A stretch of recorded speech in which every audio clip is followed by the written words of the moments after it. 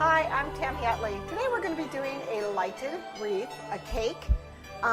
We are going to be using gelatin, my favorite subject, and some chocolate.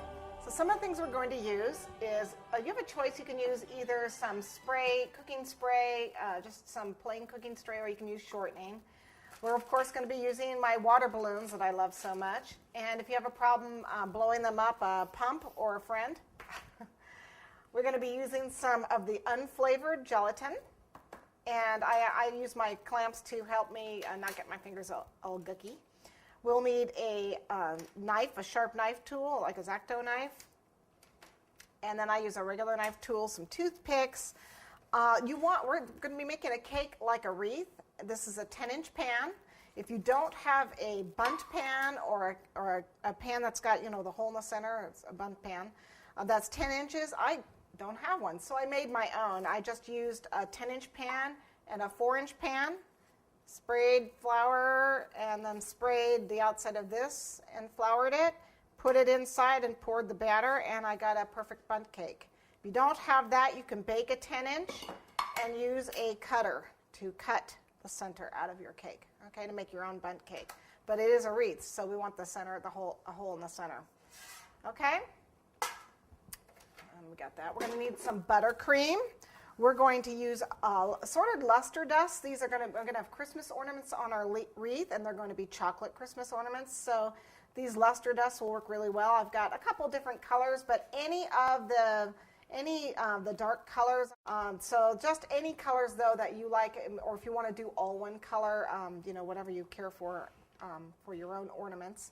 I am going to be using a grass tip. This is a Magic Line 234.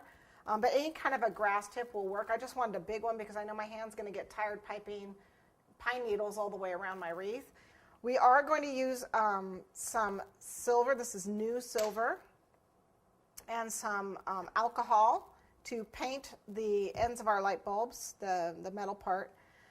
We're going to be coloring them. I've got some AmeriColors. This is just a royal blue, a super red, and an egg yellow. Those are the three basic colors I wanted for my ornaments. And then I have some moss green, or you can use some avocado green for the actual pine needles on the wreath itself. Pair of sharp scissors. Got a little palette. You can see I've already been using it with some silver. And then I have a mold here for making my ornaments, because we're going to have ornaments on our wreath. Now you can use these plastic fillable balls, the ones that come apart. We're only going to make halves. We're not making a whole ball. We're making halves to sit up so they'll look like ornaments sitting on our wreath. But I want all different sizes, okay? So if you've got a couple different sizes of these, use them. If not, there is a mold out there, and it's a two-parter. It comes like this.